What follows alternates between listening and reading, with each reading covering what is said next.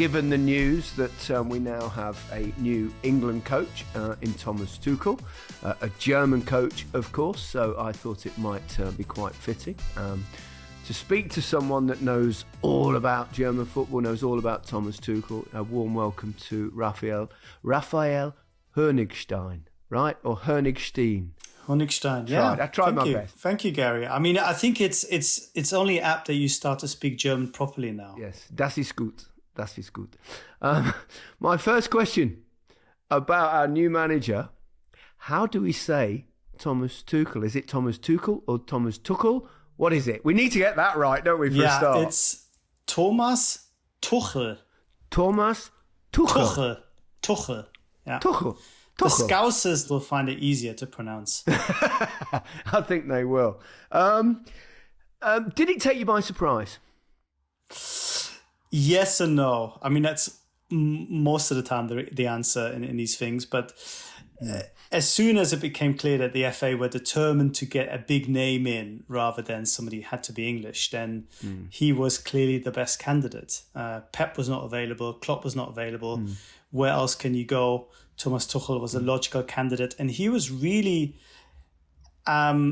gagging for it is the wrong word, but angling for a job in England. He wanted to be back in England. He loved it at Chelsea.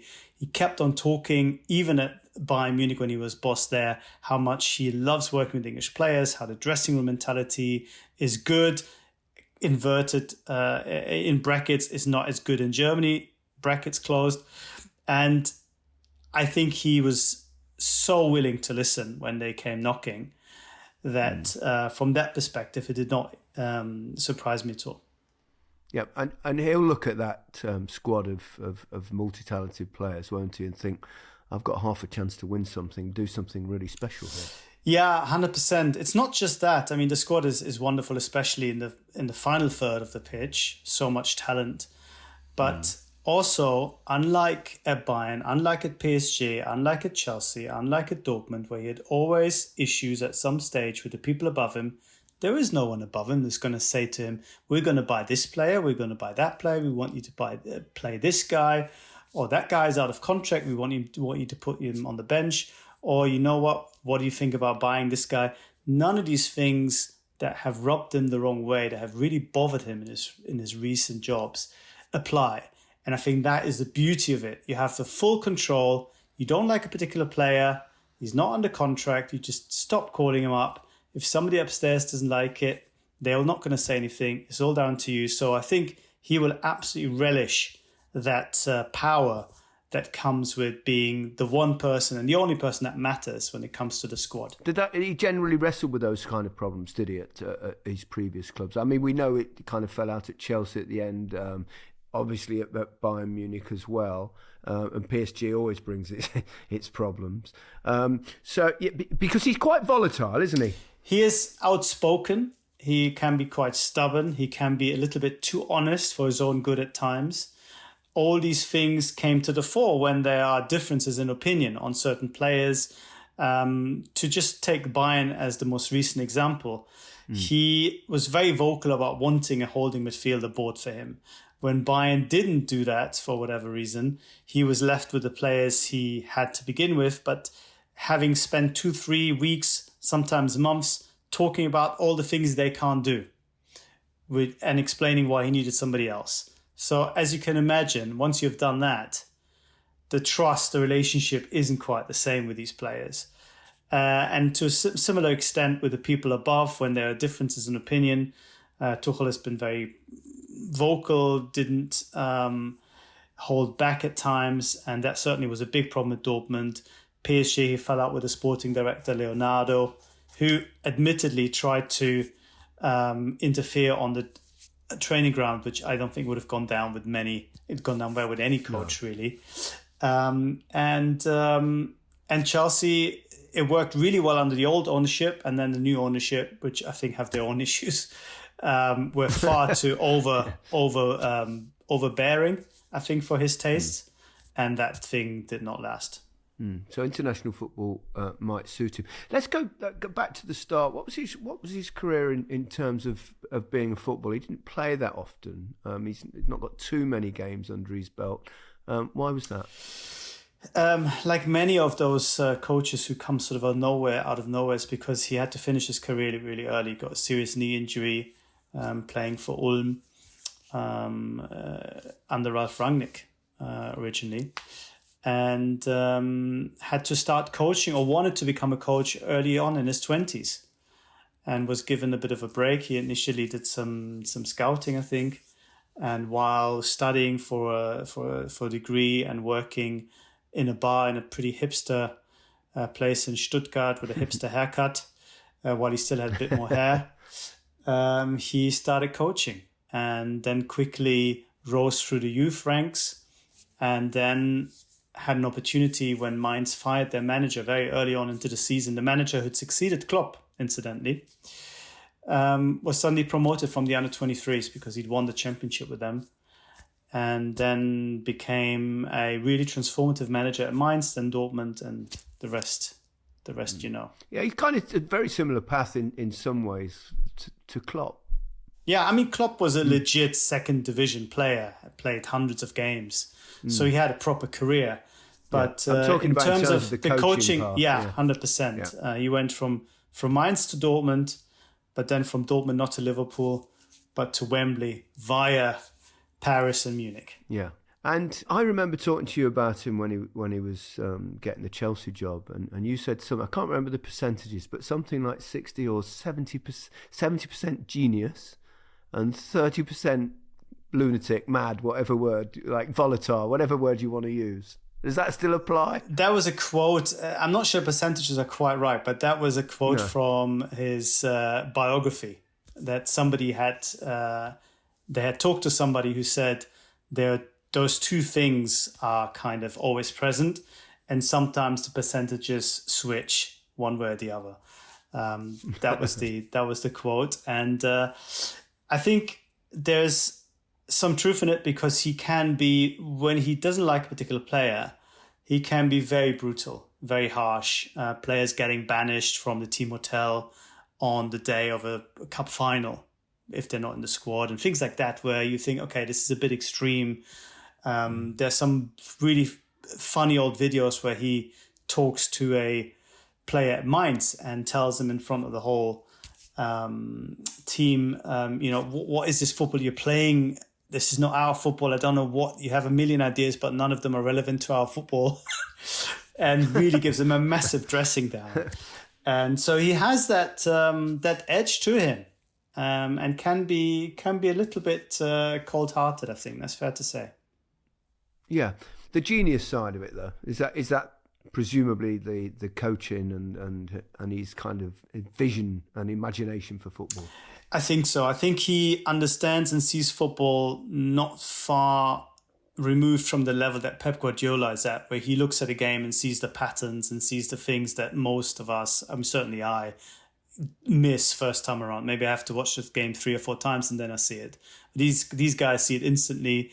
They have discussions about sort of esoteric subjects that no one can follow. And they had this famous meeting of minds in Munich in the bar when Pep was coach at Bayern, and he very graciously welcomed Tuchel because he was impressed with his coaching, and they talked about football for hours and hours, using pepper mills and glasses to do the formations on the pitch. And somebody told me that, in the beginning, a lot of people tried to sort of listen in, and then as they realized that they couldn't understand what they're talking about, more and more people just kind of gave up.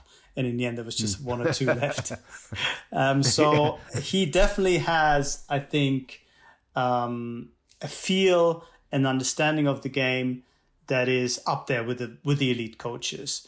What's interesting with him is that in the beginning, he used to be very much a Pep Guardiola disciple. He loved Guardiola. He wanted to be like Guardiola. The football was very free-flowing. And what happened was, as he moved to PSG, realizing that there is no way that I'm going to get Messi and Neymar to press or to play any sort of patterns that I want. I'll just have to kind of relax and let them do their thing. He became more and more pragmatic and adjusted more and more to the situation. At Chelsea, you remember, he played with a back three, and it was quite a pragmatic, sometimes very defensive, reactive setup. At Bayern, he couldn't play that way in terms of formation, but often the football was also a little bit reactive. He wanted his team to sit and absorb the pressure and then have more space to attack and play a little bit on the break. And it didn't really go down so well with the fans, with the players, and with some people on the board. So I'm really excited and interested to see what kind of Tuchel blueprint will emerge, because I think his instinct is still to be an attacking manager, but he's often found himself being more pragmatic when he feels that this team or these players can't quite play that way. He will actually play something completely different with them. It will be interesting to see whether, because obviously the criticisms of the previous coach, even though obviously he did very well in terms of, 2 finals, a semi-final and a quarter-final in 4 major tournaments, which a record better than anyone else previously. But the downside for most people, most critics, was that he was a very, very cautious and more than pragmatic coach. So do you think Tuchel will look at that and think, and look probably what he's got available to him in terms of the plethora of attacking footballers, and adapt to that and play a more imaginative attacking game? I mean, this is the interesting question. I don't know.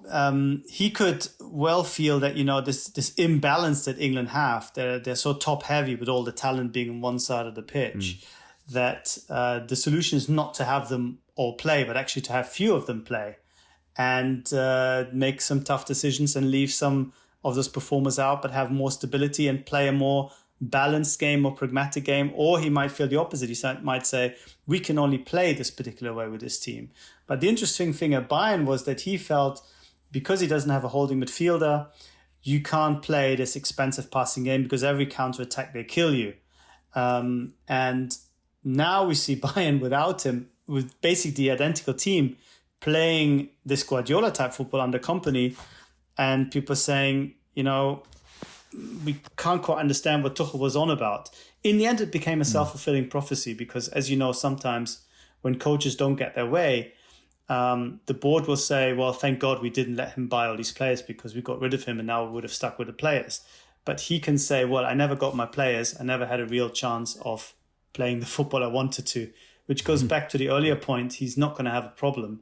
He can pick and choose and do whatever he wants, with perhaps the exception of, I think, Harry Kane and maybe Saka, who you can't leave out because it would probably cause some kind of Wembley being torn down or something. But he's going to be his own man and he's going to decide. And I can tell you one thing: he's not going to be interested in whether people say it's not entertaining enough or it's too negative. If he feels this is the best way to win games, he's just going to play like that. Rafa, in Germany, what are they saying? German coach managing England, what are they saying? I'll be fascinated to know. So far, I haven't really seen any big think pieces or big opinions. I think it's just very matter of fact, hooray, there's another German manager in a top position. That reflects well on German football, reflects well on German coaching. It's England and Wembley of all places, which is really seen as something quite sacred and something, a hallowed turf and so on. And I think people by and large are just sort of proud that there is a German at the helm of this storied football nation. That I think that is the groundswell of opinion. When it goes towards tournaments and maybe, God forbid we play each other in the knockouts and it goes to penalties, I don't know what's going to happen. But the final, it's written in the stars. It's going to be written in the stars. England, Germany, final, penalty shootout. Yeah, for the time being. Yeah. And at the end, the German always wins, not the Germans. One German or more Germans will win. I don't know if maybe opinion will change. My best hunch is that it won't, because for 2 reasons. One, as I said, I think people think it's cool as a German manager coaching England. That is a cool thing. And second, there is no real dislike towards England as a football nation. If anything, it's a sort of mild, positive attitude. We look up to England. We like English football. We sometimes make fun of them when they don't win, which happens not so frequently anymore, unfortunately. They win too much for my taste. But you know what it's like. There's a banter, but it's much more good-natured, I would say, from our perspective, than this more sort of real animosity that we, for example, have with the Italians and the Dutch. England is a much milder rivalry. And of course, it's also easier to have good relations with a nation that doesn't win anything. So that's helped in the last 60 odd years. Well, let's hope a German can change that. Looking at Thomas, I talked about it on our emergency podcast that went out earlier. And on that, we talked about an FA Cup tie at Barnsley where Chelsea were playing. And it was during COVID, so there's no crowd. So you could hear everything, which is really unusual. You could hear everything that was coming from the bench. Wow, boy, oh boy, he's got a bit of a temper to him, and he was very encouraging at times, but also very, very demanding of his players as well, which will be interesting to see how that pans out. And obviously, it's slightly different to club football because you can probably rotate a little bit more in club football and bring players, different ones in. But when you've got this much talent, he will have that problem that any coach, which is not a bad problem, really, is to try and keep happy incredibly talented players that are not in the starting 11. Yeah, 100%. And that is my one concern, if that is indeed the right word, for his for this role, because he is not the most empathetic of managers. He's not really somebody who creates a huge emotional bond between him and the players, between the players and each other. It's not his way of doing things. He's very technical. Lots of players don't want it any other way. They don't want the hugs. They don't want all this other stuff. They're just happy that somebody can help them to play better on the pitch. But when it comes to fostering this kind of relationship that you perhaps need if you're all together for 4 or 5 weeks in the same spot, unlike with club football where you all go home after a few hours, this is something I think he'll need to adapt to and perhaps add to his bow, another string to his bow, because you're right to point at his body language. At Bayern, even in a full stadium, you could so often see him shaking his head or remonstrating with his coaches, saying, well, what are these guys doing? Or afterwards, he would come out and say in the press, we had a really good plan, but the players did something completely different today, and that's why things didn't work out. So, if he doesn't, I think, find common ground also on an emotional level with England players, I think it's going to be more difficult to create the kind of positive environment that Gareth Southgate so clearly managed to implement. And I think that is one of the main reasons that England have had this consistency. They might not have had the tactical acumen and competence that Tuchel will bring, but under the base of it was a lot more about the culture, the emotions, and I'm not sure he's going to be able to replicate that. He's a very different animal to Gareth Southgate. That was his great strength, wasn't it? So they've kind of gone from drastic change in styles in many ways, certainly of personalities in the two coaches. I don't want to say I'm sure, but I think that maybe the FA or the people in charge underestimate just how different Tuchel is in the dressing room compared with the charming, erudite and sometimes really funny Tuchel that we see in press conferences, because he doesn't quite manage that way. And I hope it doesn't come as a bit of a shock. I mean, he loved English players and wanted to get more English players in because in his experience, they don't need all this modelly cuddling and this kind of blanket around them and ego massage, which might be true, but I think it's still different when you go to England, because there people go not because they're under contract and they're professional, because they feel something for the shirt and they want to do something for England. And I think that is maybe something he hasn't yet fully contemplated or at least seen in action. And I'm not sure the FA quite understand just how different his personality can be as opposed to the public persona. Yeah. I interviewed him. He's very charming. He can be very charming in that sense, but once he gets in that dressing room, he turns into a slightly different animal. It's a bit like you, Gary. Go on. Absolutely, a little dark side there somewhere. It's in there somewhere. Why is it that Germany are producing currently so many top coaches?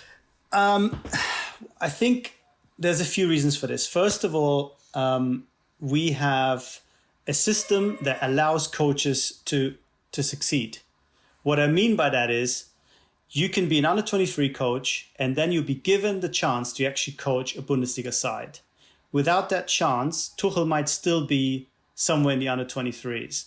So not only do we produce coaches, but we produce the environment, the ability for coaches to progress and being seen. And that is, I think, is totally key. Klopp, former player, gets a job at Mainz. Tuchel, under-23 coach, gets a job at Mainz. Nagelsmann, under-23 coach at Hoffenheim, gets the seniors job at Hoffenheim. Tedesco is another one. We have the openness and people taking a chance on coaches like that. Then, of course, they still have to do well. They still have to show that they know what they're doing. And I think they know what they're doing because a lot of them do because they are just obsessed workers. These are people who 24 hours a day think about football, work on training practices, watch the games back 3 or 4 times, try to come up with new ideas, try to find an edge. And they do so because, again, in their clubs, they would have come through a system where you cannot simply buy 3 or 4 players to improve the team. The improvement has to come more often than not through the coaching. That is your real edge. Yeah. So it's a different culture. And the third reason is that I think they have grown up in the model where you have shared responsibilities. They're coaches rather than managers. They think about coaching. And when it comes to, let's say, a big English club signing a manager, and somebody comes in and says, I don't want to buy all the players. I don't want to tell you who the best under-16 manager is. I just want to coach my first team. You do the rest. That is hugely attractive for these owners. So they also like this way of doing things that a lot of the German coaches have. Yeah. Does it surprise you that the lack of success that English coaches have had? I mean, German coaches have won way more trophies for English clubs than English coaches. I mean, the last person I think was Harry Redknapp in FA Cup winning, 2008 or something. It's madness. Why doesn't England produce these kind of coaches? I think it's because of the way the Premier League works. I think the Premier League is a league that attracts the best players from all over the world. And it's just easy to say who has won the league in Germany, who has won the league in Portugal, rather than getting, as used to be the case, somebody from Scotland or somebody who's just done really well in the Championship. It just doesn't have that natural progression for English coaches. When was the last time that you heard about an under-23 or a youth coach being promoted to a senior job in English football anywhere? I mean, I can't think of Lee Carsley, but only for 3 camps, very briefly. Yeah, talking about club football. So it just doesn't happen. Yeah. So these coaches, they don't really have the ability to learn on the job. It's very, very difficult. If you have a lot of supply, but no real demand, no real possibility to grow as a coach, to keep progressing in an orderly fashion, it's hard. I mean, you're looking at 3 or 4 coaches who perhaps were only in contention for the job. And Potter and Eddie Howe, and I'm already struggling to name you a third one. It's because we haven't seen... probably would have been the other one. We haven't seen too many English managers in the Premier League to begin with. So the pond is very shallow. Tournament football is different by its nature than Premier League, Bundesliga, Liga, La Liga, any of it. It's very different, isn't it? That environment, that month together for a major tournament. How do you think he'll cope with that difference? Well, England have to qualify first, of course, but let's assume that they do. But let's take that. I'm getting ahead of myself. My apologies. That's part of our problem. Yeah, book the tickets now. No, I'm sure they will qualify, and it's it's a great question because it's going to be completely new for him. COVID, I think, had an element of that because at least as a coaching team, they were stuck in a hotel together for weeks and months and kind of enjoyed it. I know he enjoyed it very much, working like that without any distractions. But of course, the same wasn't true of the players. And I think he will have to, either through the coaching staff, who does some of that role for him quite well, or through himself, develop a bit more of an emotional approach and become a bit more approachable, a bit more personable when it comes to talking to his players, because these things, I think, do matter when you spend so much time together and you feel that the coach is very aloof and very standoffish. It certainly, I think, was a problem with Fabio Capello, whose definitely credits were never in doubt as far as his ability is concerned, but it didn't really seem to have any kind of connection with his players. Thank you very much for your time, Raphael. You've been very generous with it. One final question. Have we made a good appointment? I think so. Thomas Tuchel, if I go back to what I said earlier, if you are determined to get a proven winner, you don't care what passport he has, perhaps secretly you actually like that he's not English. I don't know what they were thinking, but it seems to me that way. There aren't that many coaches of his caliber available. I'm sure they looked at Guardiola, had no chance. They looked at Klopp, had no chance. I think once you are on that shelf, on that bracket, looking at this kind of caliber, you go to Thomas Tuchel quite naturally. But I think that change from the England club culture that Gareth Southgate has been able to instill to a more, let's say, technocratic approach or technical approach might not be as smooth as some people anticipate. Plus, one more thing, this is going to be a very specialized sort of pressure, because usually you come in and your job is to win, and if you win enough games, that's good enough. I think with Tuchel, my sense is that anything but making it to the final and winning the World Cup is going to be seen as failure after the run that Gareth Southgate has had.